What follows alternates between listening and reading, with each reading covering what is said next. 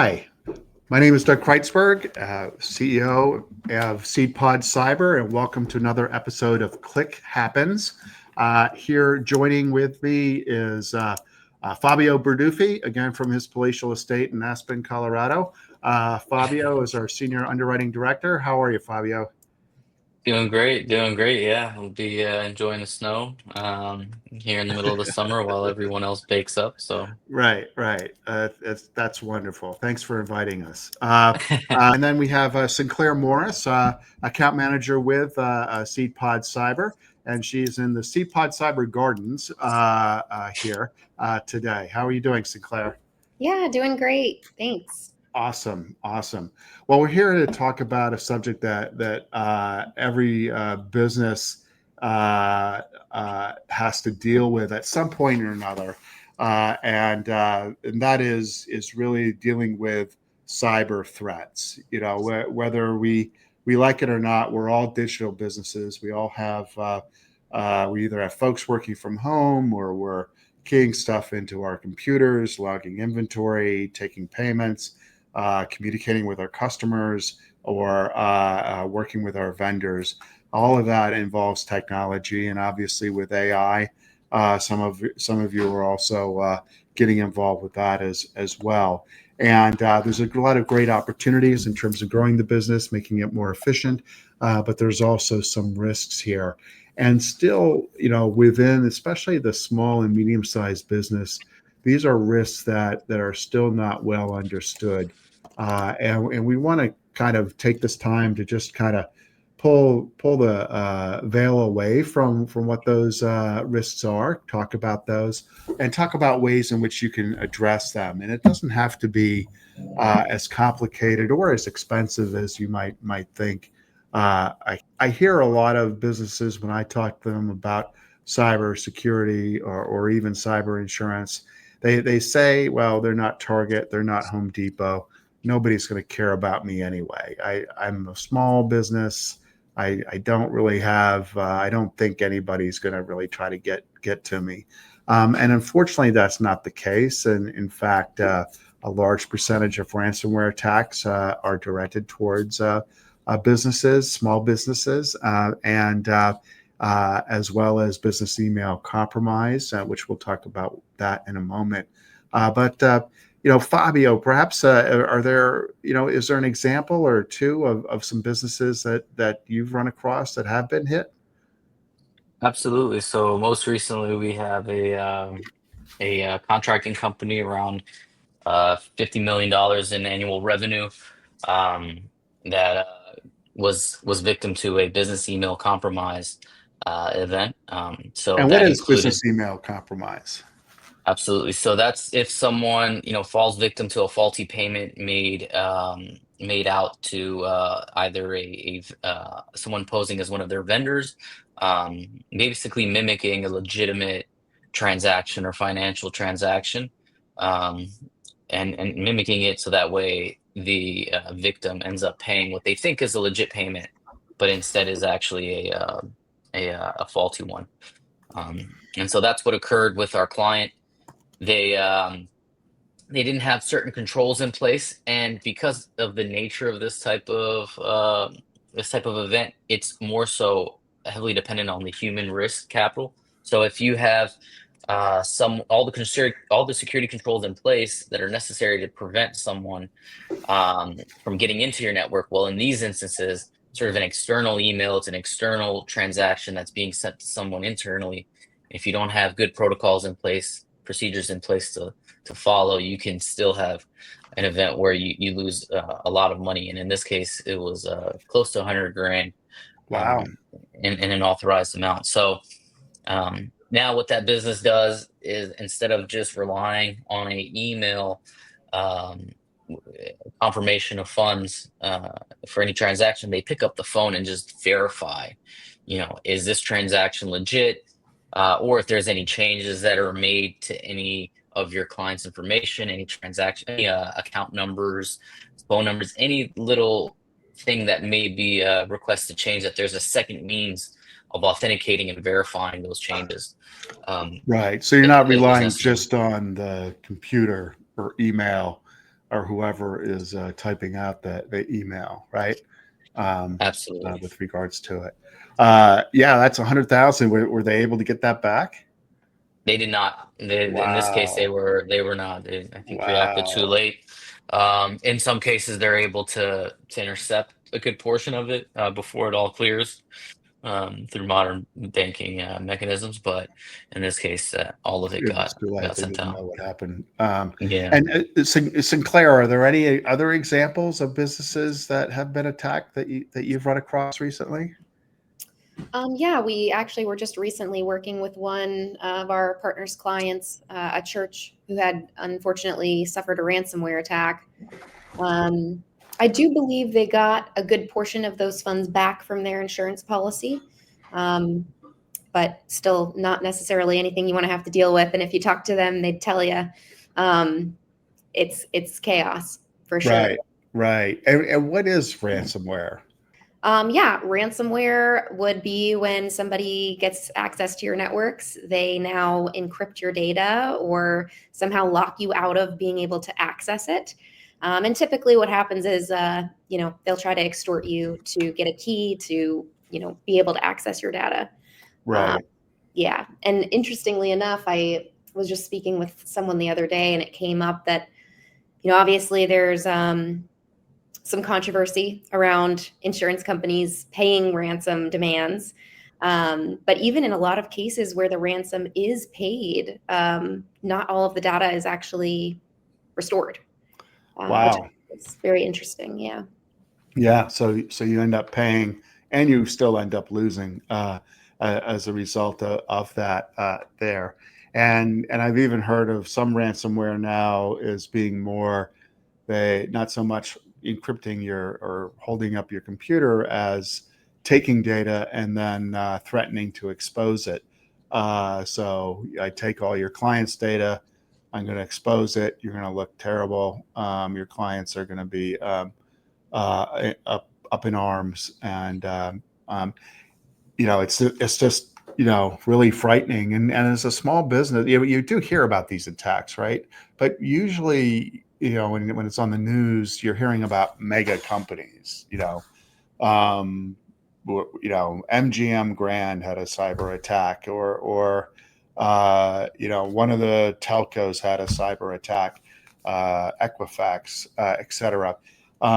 It's you don't hear about Joe's Bakery. Although if there's an attack to Joe's Bakery, it's more likely that Joe is going to go belly up than if MGM, right? With the attack there. So it happens a lot to small businesses, and unfortunately, it's a disproportionate impact, and really could be catastrophic if the business doesn't have the resources to get back and running. Fabio, how long, if I have a ransomware attack, how long am I typically down? It's a full blown attack. They have access to everything. The average downtime is around 1 month or 22 Wow. days.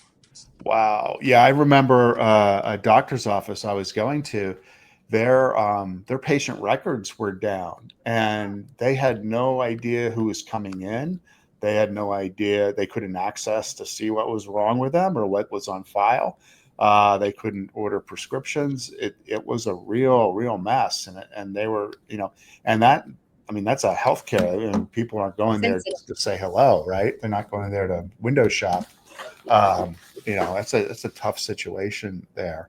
Um, Yeah. I uh, could imagine even when they get back up and running, there could be some element of, some mistakes that may be made, or maybe records don't get, uploaded correctly, or they have you scheduled for one thing and, it ends up being not the correct thing you were scheduled for. So, right, all those things that could lead up and hurt the company's reputation as well. Because then let's say you lose a customer base, right. can you sustain that? The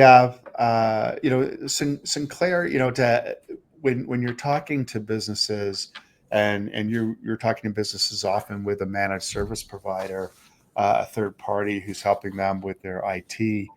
What are the things that you say they should be paying attention to in order to kind of reduce the chance that somebody can go in and hack their computer, or some can go in and get them to wire 100 grand there. What are kind of the basic things you think businesses should have in place? Yeah. Well, and those are our baseline security controls, right? Pretty standard across the industry Right. for carriers, because they significantly reduce the exposure. Right. Things like multi-factor authentication. I mean, that's, the first line of defense. Right. And for those who may not know, what is multi-factor authentication? Yeah, so that's it's like your two-factor authentication. So when you go to log into your email or an app, it pretty much pushes a notification for you to dual authenticate that it is in fact you logging in. Got it. Yeah, that's really important. And in fact, I think Microsoft came out with a stat that said, and I'm not too far off, but I don't know exact, but like 99% of the times that there's been a ransomware attack, uh, MFA was not deployed. So if you do nothing else, and I think you should do a few more things, Mr. or Ms. Small Business, today, make sure that you've got that multi-factor in place, right? It's a pain, MFA is a PIA, but it's also very necessary here too. But what else, Sinclaire? What else should they consider having? Yeah. So another one, especially as we've spoken about ransomware, right? Another really significant way at mitigating that exposure is an EDR solution. Again, Okay. pretty standard across the industry. Carriers are looking for that solution to be in place. And I do so think EDR, what is that? endpoint detection and response. So Okay. it would allow whoever's managing your network to very quickly be notified if something new is in the environment. Right. Okay. All right. Good. What else should they have? I know one we often see missing when we do these reviews that we do, our security awareness training with phishing simulations. And I definitely think as we see the rise of AI and, it's a lot harder to spot spoof emails than it was previously. Those training for employees is very important. Oh yeah. It's we actually got Fabio shared a fish yesterday with me that purportedly came from him to him there. But everything looked legit. The email was perhaps a little wonky, but still it was a pretty class looking email even to the sender. So you really have to be careful. And that human risk element is such a big part of why businesses get hacked, that you do have to pay attention to it. Security awareness is a big way. I think the other basic blocking and tackling is making sure you're backing up your systems, right? So, and that you're testing them. Because if you do have a ransomware attack, they take over your system, and what would be great is if you could go back to reload in the data right before that attack occurred, so you can get back up and running. And so that's really a critical thing for businesses to have here. And now let's talk about our favorite subject, which is insurance. And what, Fabio, what does cyber insurance? What is it? We talk to a lot of businesses, and especially the small, medium size, they've never even heard of it. What's kind of, just removing all the jargon and everything else, what should they think about when they think about cyber insurance? Sure. So I'll sort of explain it in terms of the overall view of risk for each business. When you think of a small business or any business in general, as soon as you incorporate, as soon as you are developed, you have a certain specific level of risk given your industry and then the type of work that you do that may increase it as well. Then you look at filters that you can put on that help mitigate and reduce your chances of risk in case of any sort of cyber attack. and then everything that makes it through that filter, that's what insurance is designed to really catch. So, cyber insurance policies in general, again, you can have all the controls in place. It's really there to respond to low frequency, high severity type of claims. So that can happen through a number of ways, even if you do put everything in place. And so, insurance will cyber insurance will respond to the initial cost that you suffer in case you do have a ransomware or any type of other cyber event, to initially respond to the claims, which may include forensics, getting legal counsel involved to see, hey, what's my scope legally to respond to this? Are there client information or client data that I need to report to the clients themselves, to the state regulators? All that information Does that it you may pay have for not. those letters that we all get when somebody thinks they have a hack? They never admit that they had, Yeah. right? They just say there may have been something, and you may want to consider, doing credit monitoring or whatever. Do they pay for that? Absolutely. So those are key components to the response costs.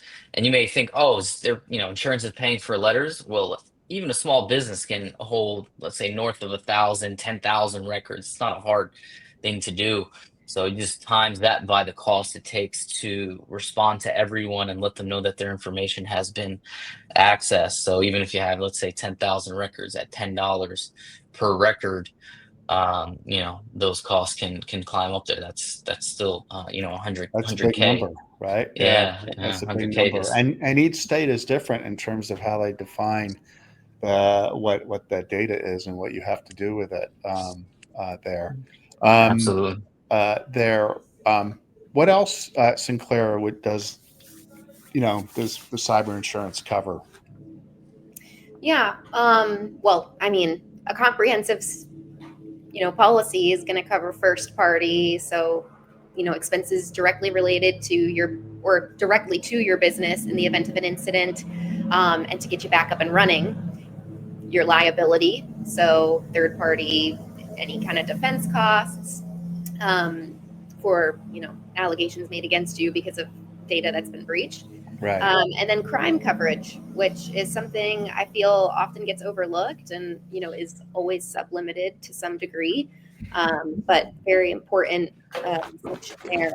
And I mean, when I think of cyber insurance, and I love going through our policies with our clients because it just is so easy to understand, and you can tell that the light is going off when you're going through it. You're paying for controls to protect your network. Now, insurance is the additional safeguard to protect your balance sheet.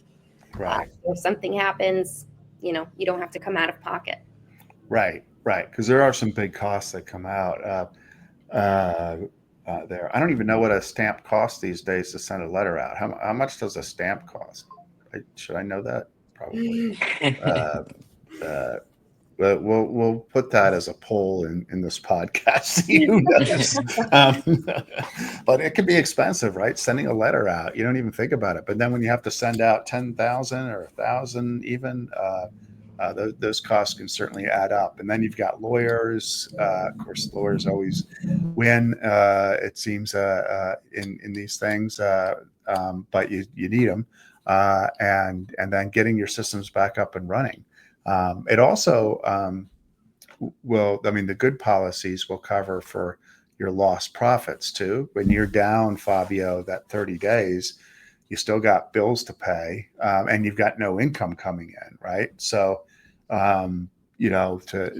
it's great to have that to keep your balance sheet intact, as Sinclair, you mentioned there. Often, though, when we're looking at a client's cyber insurance policy, we're not even looking at cyber insurance. They say, "Oh, I've got it," right? And then they give us a copy of their general liability form, and sometimes it may say something about cyber there. Can you speak a little, Fabio, a little bit more to that? Absolutely. So, at one point in time, a general liability policy may have had the ability to increase certain limits within a cyber claim and include those type of coverages. In today's cyber insurance or just insurance market in general, cyber is really a standalone division within insurance carriers, and you have to request for limits and comprehensive coverage that should be awarded to to each small business. So, if you have a GL policy and you're relying on that to respond to your cyber, we've seen very small clauses that have maybe $10,000 to pay for lawyer fees in case you're sued, or and once you suffer an attack, and that's 10,000. typically, Oh yeah. my God. So you get a Uh, free hour with a lawyer. Yeah, You really. get to I buy them know. lunch. Yeah. Yeah. That doesn't include the chips and the dessert there. Yeah. That's crazy. So, and these people are thinking they have cyber insurance, right? They read a title that says cyber liability, and then you look into the fine print, and you have $10,000 to spend, in case something happens, which just it won't do the job. And even if you have the right policy in place, you want to make sure it's there for you when one of these incident occurs here. And so, Sinclaire, what are the things that businesses should be aware of as they're completing an application here, and maybe some areas in which there's been some gaps, and that that they get uncovered during a claim, as an example. Yeah, I mean, honesty, and get the parties who are actually in your network and deploying these security controls involved in that process. It's just so important. And for someone, even myself, I'm not extremely technical. These questions are multi-tiered. They're asking about specific deployments. How is it deployed? Where is it deployed? And just the smallest technicality could make the difference between you having to come out of pocket. I think that's why it's so great that we're able to collaborate directly with MSPs, so we know they're involved with that process. But we see it all the time where there's this disconnect between the people at the organization completing those apps, and the people who really understand what's going on there. So that's really one of the biggest issues. I also think, like Fabio mentioned, we always talk about these security controls that carriers look for. And the reason they do is because we know that it mitigates exposure significantly to have those in place. But things like internal policies around wire transfer payment requests and making changes to customer accounts, having a written and tested incident response plan. These are all things that are going to make reporting your incident, providing documentation of what happened, and getting you fixed and back up and running quickly much easier. Right, right.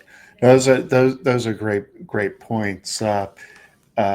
Presumably businesses have we've all even if it was only grade school, we've all had those fire drills, right? Where the bell goes off and you're always doing something that it comes off in the middle of usually the most important thing you're trying to get to that day, and then you've got to walk with everybody down all the stairs and then go out, stand out there and wait for somebody to tell you you can go back in.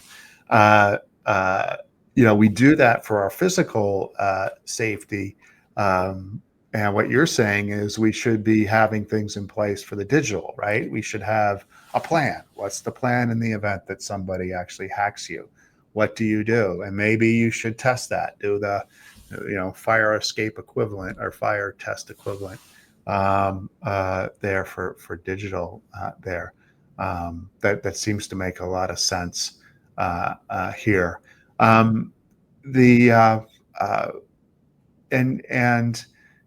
are stats out there that unfortunately 44% of the time clients who are insured don't get the full benefit of their coverage because of some deficiency that was there that should have been noted on the application at time when they were completing it.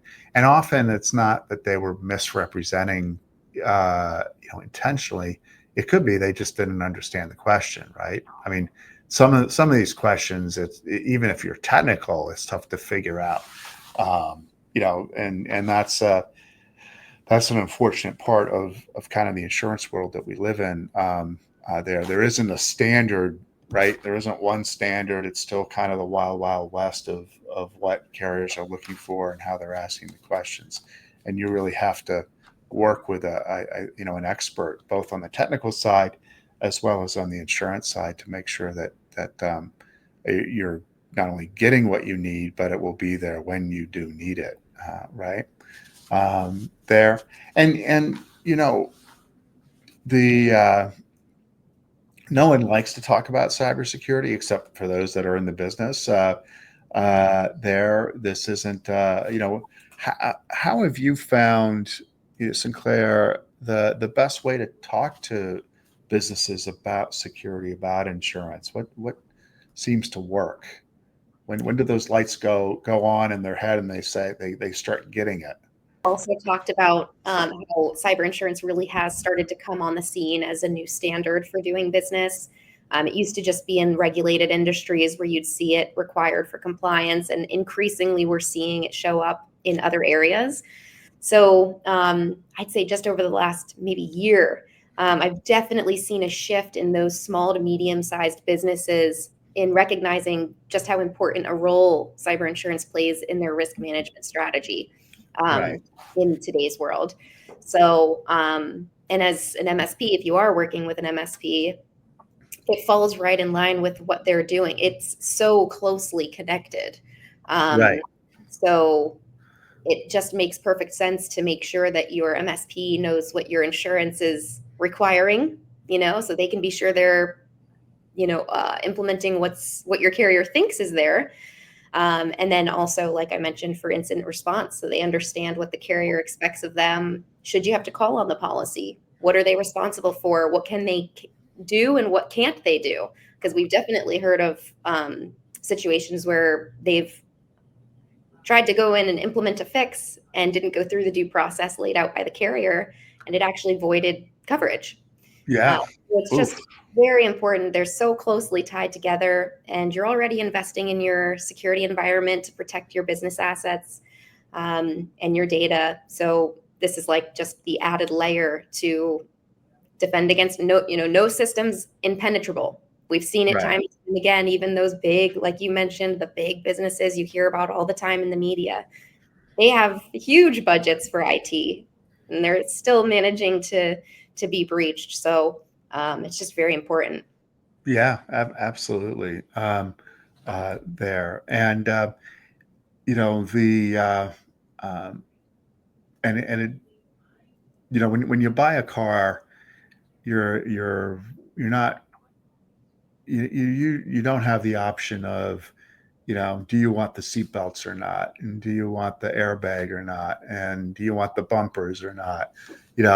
A long time ago, it was like regulations were put in place to say that these are safety components that everyone needs to have here, and you just pay it.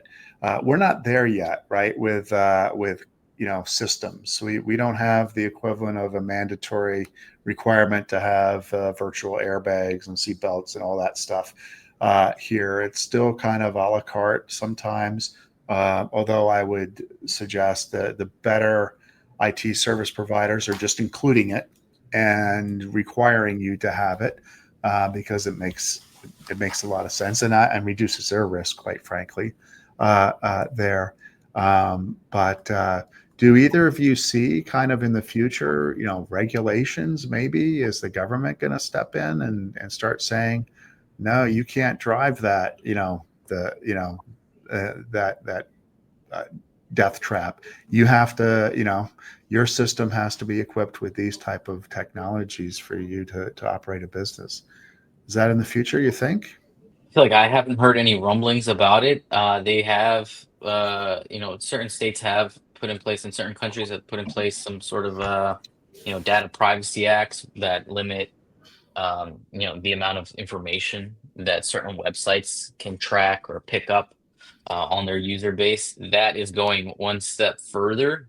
But it's not out of question, and there might be some sort of consensus from both the IT providers or like Microsoft and some state regulator out there, that one state first adopts it and then other states sort of fall in line, that if, hey, you use this product within our state, that it follow this sort of protocol, that can be very difficult to do, and typically it's very regulations around technology is very reactive and takes a long time. So maybe Yeah. not within the next 5 years, but I think maybe after that. Well, we'll see. I'm already picturing in my mind the virtual equivalent of those crash test dummies, who are set up there to see if they can withstand a ransomware attack there, or a business email compromise here. Well, in the meantime, before that, if that ever occurs, it's incumbent as you as a business to recognize this is a risk. Digital is part of your business. It's a risk, that there are things you need to have in place, and then insurance can really help, keep your capital, keep your balance sheet, as Sinclaire mentioned, stable, so that you can get through it on the other side.